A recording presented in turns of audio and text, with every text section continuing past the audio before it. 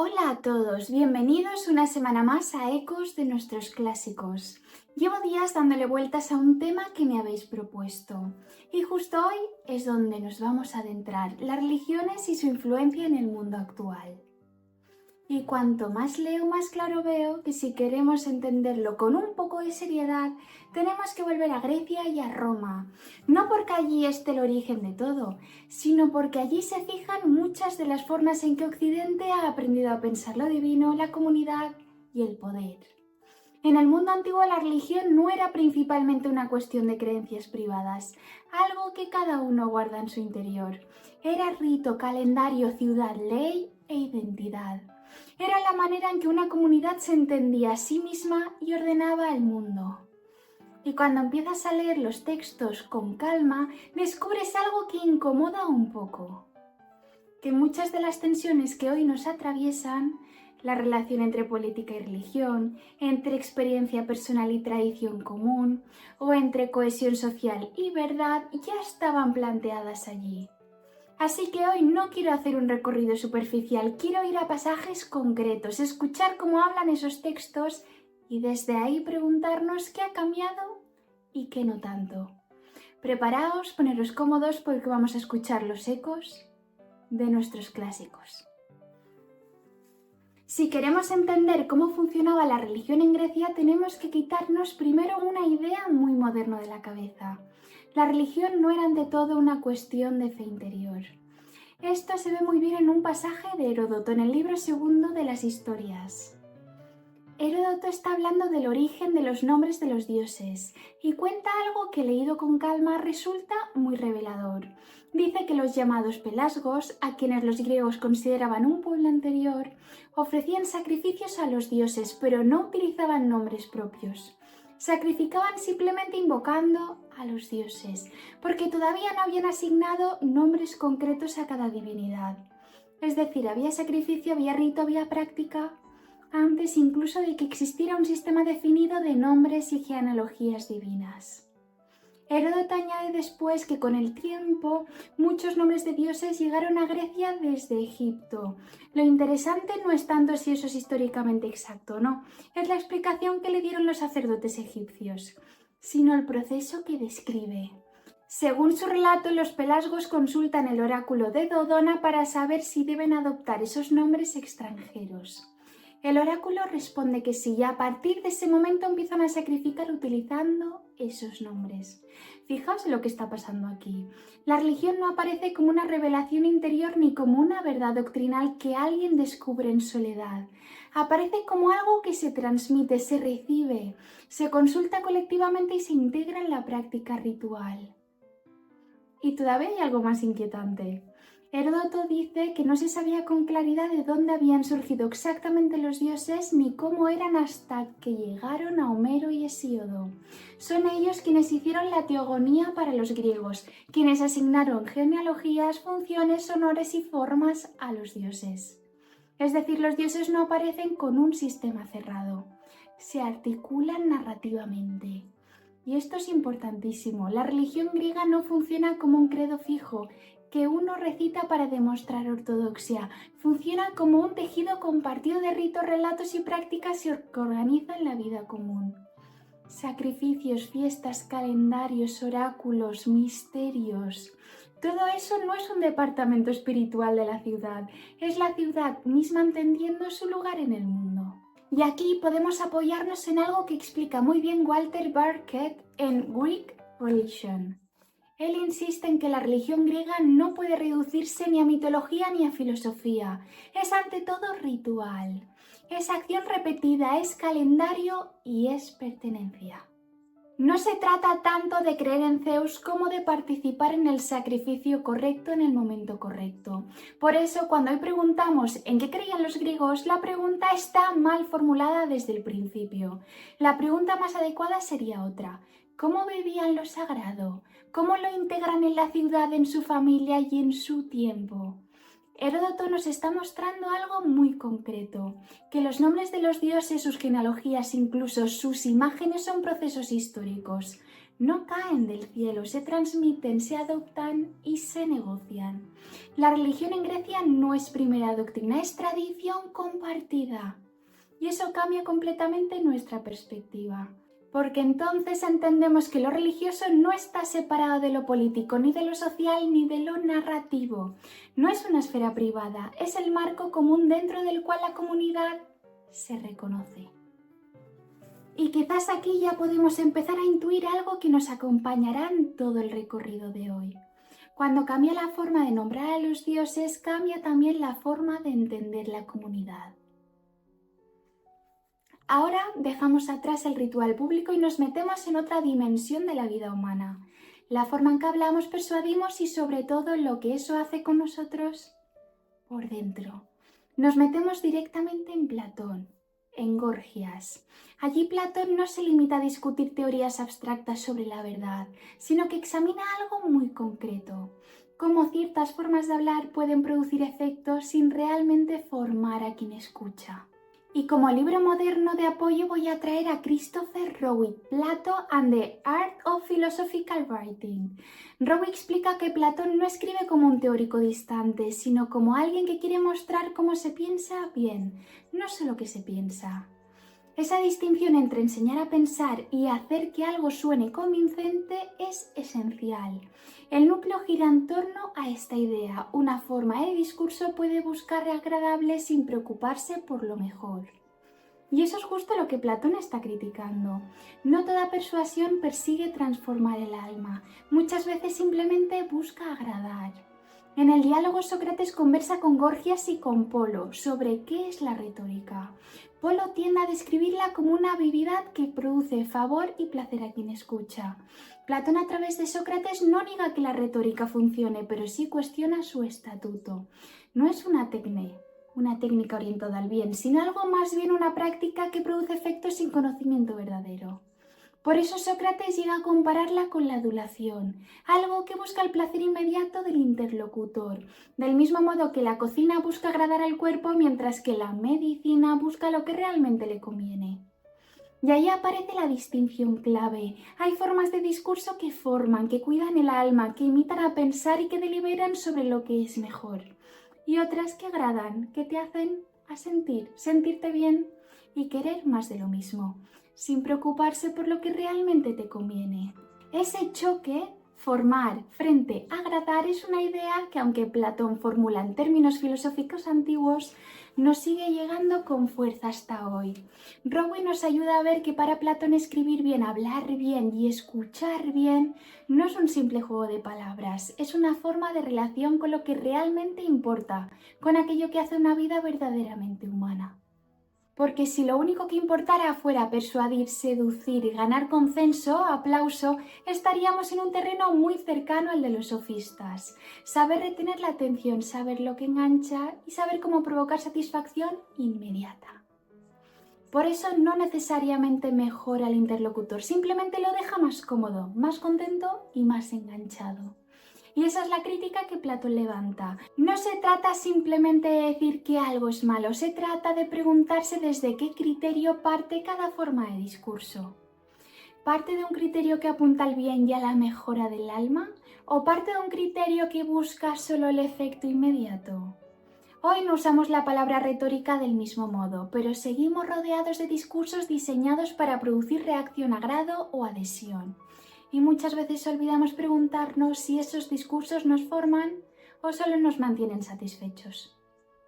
Y aquí está el meollo de toda la situación. La libertad de pensamiento no es tan cuantas veces puedo escuchar o repetir algo. Está en tener un criterio que no depende solo de lo que suena bien, sino de lo que realmente te mejora por dentro. Si en Grecia la religión era tejido compartido de mito y rito, en Roma adquiere un tono todavía más estructural, más jurídico y más organizador.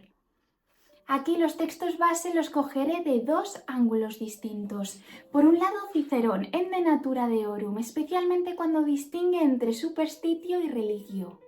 Y por otro, Tito Livio, cuando narra el reinado de Numa y la reorganización religiosa de Roma. Y voy a empezar por Cicerón. En De Natura Deorum insiste en algo muy fino. Nuestros antepasados distinguieron entre superstitio y religio. No es lo mismo. La superstición es miedo excesivo, práctica ansiosa y rito desordenado. La religión, en cambio, tiene que ver con una observancia cuidadosa, con releer, relegere, lo que corresponde a los dioses. Así es al menos como lo explica Cicerón. Es decir, religión no es credulidad emocional, es cumplimiento vivido. Y ahí aparece la palabra clave para Roma, pietas. Pero pietas no significa ser buena persona en sentido sentimental, significa cumplir con lo que debes, a los dioses, a la familia y a la ciudad. Es una categoría de orden. En Cicerón vemos que el culto adecuado realizado con mente íntegra y voz pura no es solo una práctica espiritual, es lo que mantiene la relación correcta entre lo humano y lo divino. Y esa relación correcta sostiene la vida pública. Ahora bien, si pasamos a Tito Livio, el tono cambia y se vuelve narrativo, pero la idea es parecida. Cuando cuenta el reinado de Numa, lo que está narrando no es simplemente una anécdota piadosa, está describiendo la organización religiosa de Roma. Numa reorganiza el calendario, establece días fastos y nefastos, instituye sacerdocios específicos, flamines vestales, pontífices, regula sacrificios, determina qué se hace, cuándo se hace y cómo se hace. Incluso introduce el temor a los dioses como elemento educativo para una población todavía ruda y militarizada. Y esto es clave, la religión no aparece como consuelo privado, aparece como mecanismo civilizado. Roma convierte el rito en institución, lo distribuye en cargos, lo fija en el calendario y lo inscribe en la ley. Y eso tiene consecuencias políticas evidentes. Los auspicios antes de decisiones públicas, el respeto a los presagios, la consulta ritual antes de declarar guerra, la autoridad de los pontífices para regular incluso cuestiones funerarias o prodigios. La religión forma parte del funcionamiento mismo de la vida pública. Y aquí el libro moderno que nos ayuda mucho es Religions of Rome, de Mary Bird, John North y Simon Price. Ellos insisten en que la religión romana no puede entenderse como sistema de creencias interiores al estilo moderno. Es práctica pública, visible y repetida, es estructura social. Roma no pregunta ¿qué crees sobre los dioses? Roma pregunta ¿estás cumpliendo correctamente el rito que corresponde? Y eso cambia completamente el enfoque, porque la estabilidad de la ciudad depende del cumplimiento adecuado de las obligaciones rituales. No es sentimentalismo religioso, es mantenimiento del orden entre dioses y hombres.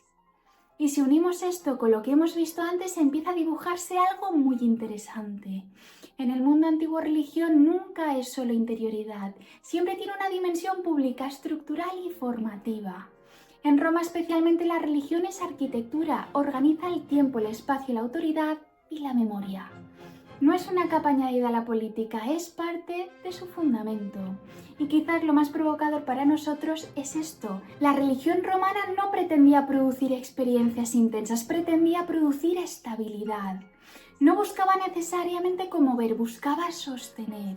Y eso abre una pregunta muy sugerente para el presente. Cuando desaparece este tipo de estructura compartida, ¿qué ocupa su lugar? Porque Roma nos enseña algo incómodo. El orden social nunca es neutral. Siempre está sostenido por formas de sentido compartido. Y esas formas pueden cambiar de nombre, pero nunca desaparecen. Ahora vamos a pasar a algo que suele sorprender a quienes se acercan por primera vez al mundo antiguo. No toda religión era solamente rito público y participación cívica. También había formas de religiosidad que apuntaban al centro de la experiencia del individuo. Religiones que no se quedaban en el templo, sino que prometían, en un sentido muy concreto, una transformación. El texto base es de Apuleyo, la Metamorfosis o el Asno de Oro, especialmente el episodio donde Lucio atraviesa la iniciación isíaca en el libro 11º.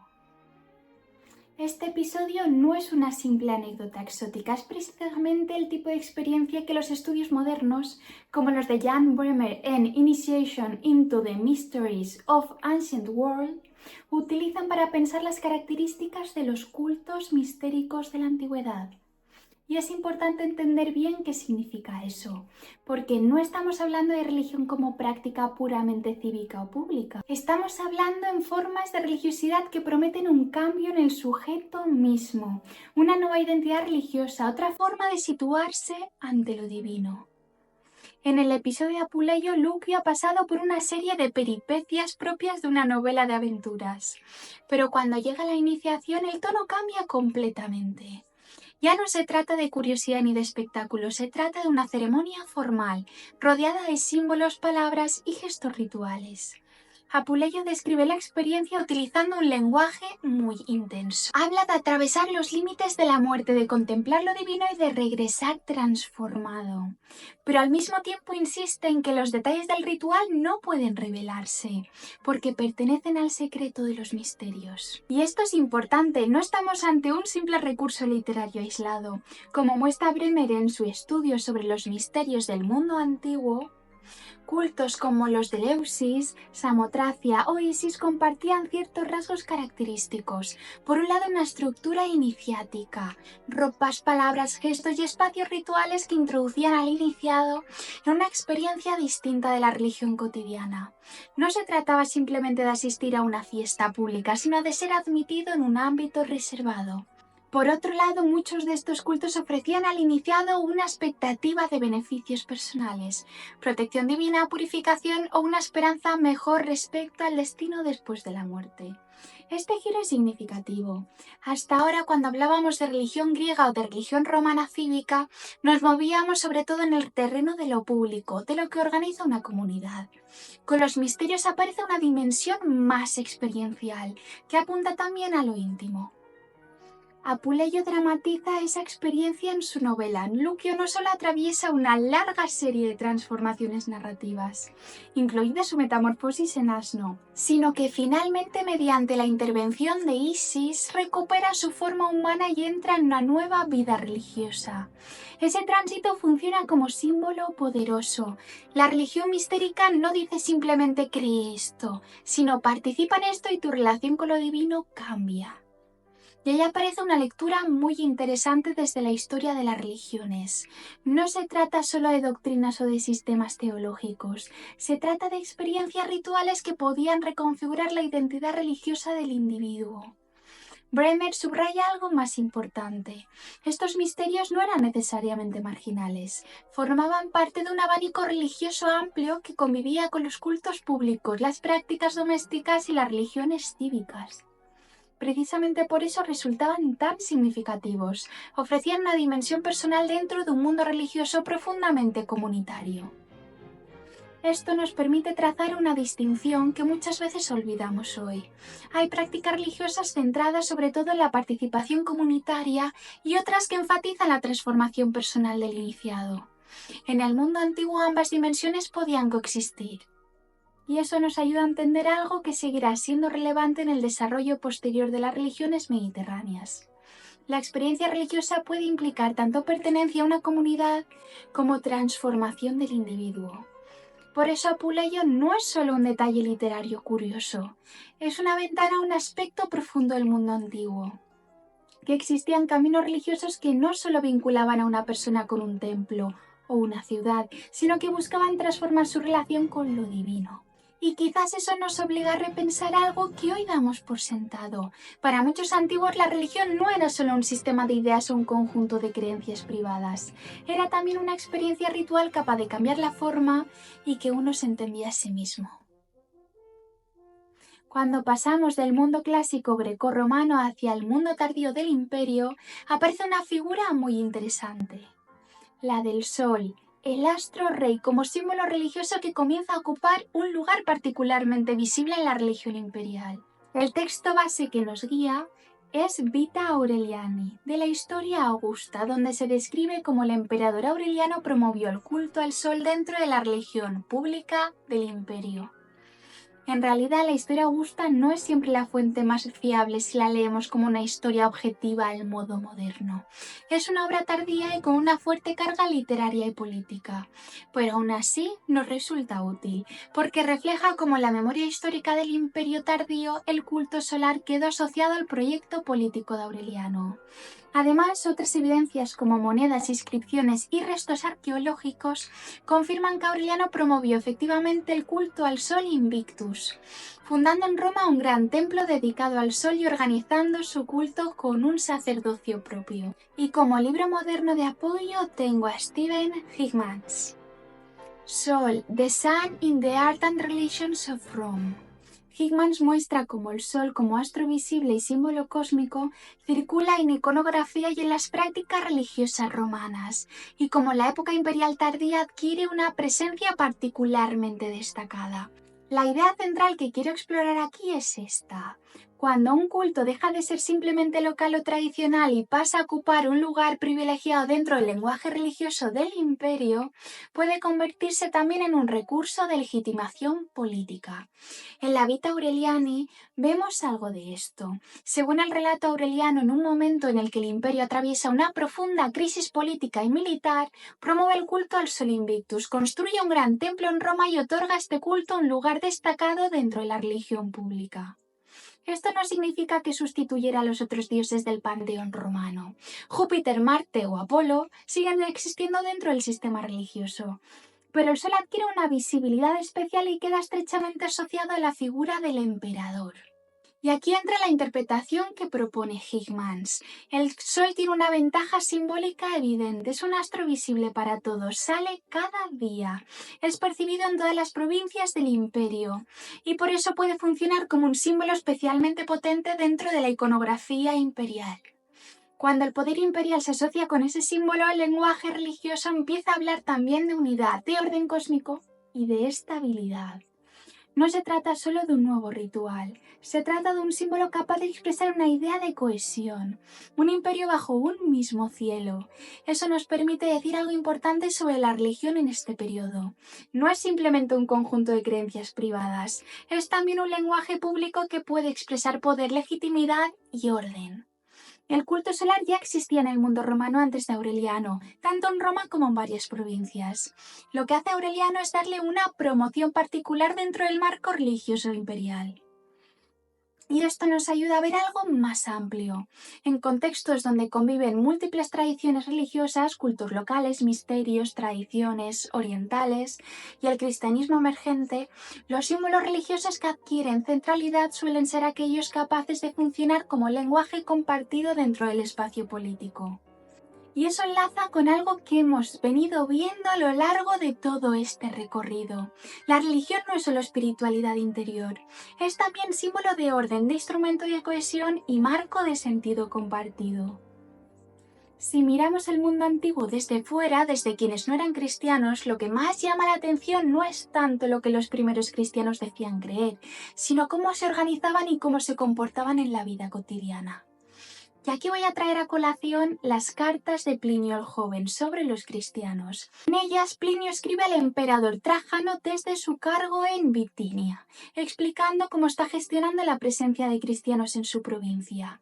Lo interesante aquí no es un tratado doctrinal, sino la descripción de la práctica, reuniones y dificultades administrativas.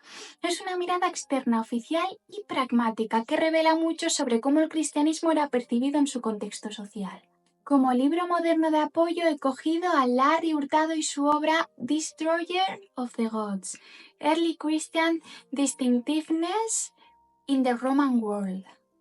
Hurtado no se centra únicamente en la teología cristiana, sino que analiza desde una perspectiva histórica y sociológica cómo el cristianismo temprano se diferenciaba de las prácticas religiosas del mundo romano. No solo por lo que afirmaba creer, sino por la forma en que sus miembros organizaban y vivían su pertenencia comunitaria. Esto nos permite entender mejor qué estaba realmente en juego, porque el choque de cristianos y el entorno greco-romano no fue simplemente un debate de ideas, fue también un choque entre formas distintas de organizar la vida religiosa y social, formas de reunirse, de distribuir el tiempo, de construir las lealtades y de definir quién pertenece a una comunidad. En sus cartas, Plinio describe cómo los cristianos se reunían en días determinados, cantaban himnos a Cristo y se comprometían mediante juramentos a llevar una vida moralmente correcta. Desde la perspectiva de un funcionario romano, lo que aparece ante sus ojos es una forma de vida compartida, con reglas propias y prácticas propias. que no encaja fácilmente en las categorías habituales de la religión cívica romana. Cuando Plinio habla de superstitio, no está simplemente diciendo que los cristianos creen en algo extraño. En el lenguaje romano esa palabra significaba para referirse a prácticas religiosas percibidas como excesivas o desviadas respecto al culto tradicional. Para él el problema no es tanto el contenido doctrinal como el hecho de que hay personas que se niegan a abandonar esas prácticas incluso cuando la autoridad se lo exige. Esto nos ayuda a ver que la cuestión no se estaba resolviendo en términos abstractos de doctrina, se estaba resolviendo en términos de comportamiento concreto. Cómo se reúne la gente, qué rituales practica, quién reconoce autoridad y hasta qué punto está dispuesto a modificar su conducta. Aquí es donde la lectura de Hurtado resulta especialmente útil. Él sostiene que uno de los rasgos distintivos del cristianismo temprano es la forma en que combina una fuerte vida comunitaria con una devoción muy centrada en una figura concreta, Jesús como centro de veneración y de identidad religiosa. En el mundo romano era habitual participar en distintos cultos sin que eso definiera completamente la identidad de una persona. En cambio, las comunidades cristianas desarrollaron prácticas que reforzaban una pertenencia mucho más definida. Reuniones regulares, oraciones compartidas, normas morales explícitas y una devoción común que articulaba la vida del grupo. Desde esta perspectiva, la diferencia entre cristianismo temprano y muchas formas religiosas del entorno romano no está únicamente en una doctrina particular. Está en la configuración de una comunidad distinta, con formas de pertenencia y de práctica que podían resultar difíciles de integrar en las estructuras religiosas habituales del imperio. Eso explica por qué las autoridades romanas prestaban atención a este fenómeno. No estaban discutiendo tratados teológicos, estaban intentando entender cómo encajar o cómo controlar una forma de organización religiosa que generaba lealtades fuertes dentro de sus propias comunidades. Esto nos permite formular una idea más amplia. La religión como práctica social no se define solo por las ideas que alguien afirma creer. También se define por las formas de vida que se construyen colectivamente. Cómo se organiza el tiempo, qué rituales se comparten, qué obligaciones mutuas se establecen y cómo se definen los límites de la comunidad. En ese sentido, uno de los rasgos que Hurtado identifica como distintivos del cristianismo temprano es precisamente esa combinación entre devoción religiosa y la vida comunitaria intensa. No se trata solo de un conjunto de creencias nuevas, se trata de una forma particular de vivir la pertenencia religiosa. Las cartas de Plinio nos muestran este fenómeno desde la mirada de un administrador romano que intenta entender lo que está ocurriendo. Los estudios de Hurtado nos ayudan a reconstruir ese mismo fenómeno desde una perspectiva histórica más amplia. Y entre ambas miradas aparece una idea muy sugerente. El cristianismo temprano no fue percibido inicialmente como una novedad teológica, sino también como una novedad social, visible a la forma en que sus comunidades se reunían, organizaban su vida y construían vínculos de pertenencia. Eso nos ayuda a entender mejor lo que ocurrirá después. Antes de que las doctrinas cristianas se formulen sistemáticamente en grandes tratados teológicos, ya existía una forma de comunidad que estaba transformando las relaciones sociales, las prácticas religiosas y el modo en que muchas personas se organizaban su vida colectiva. Hemos recorrido Grecia, Roma, los misterios, el sol y el cristianismo temprano.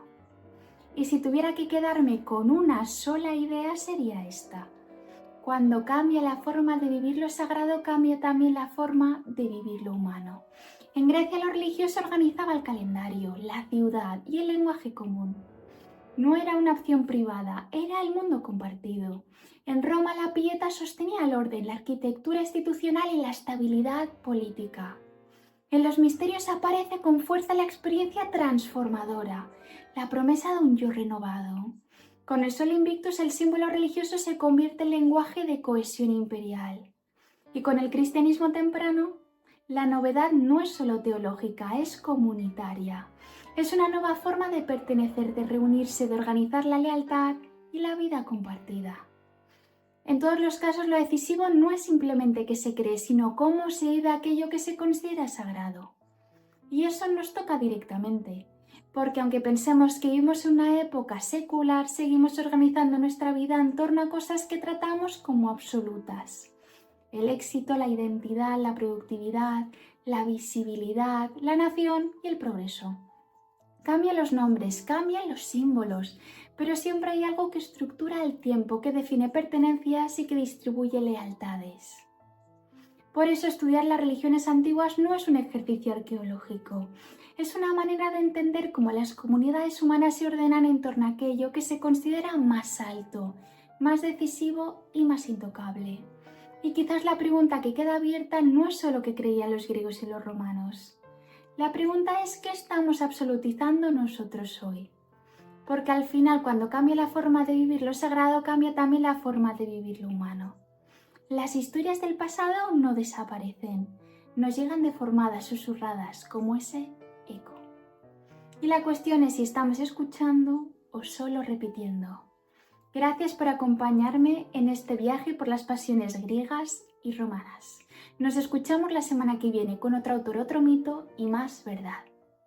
Y recuerda siempre, ¿y si no te das cuenta cómo nos llegan las historias del pasado? Como un eco de nuestros clásicos. Y si quieres seguir reflexionando con más calma y sin ruido, ya sabes que puedes hacerlo en el espacio suscriptores en Instagram, en nuestros ecos ocultos.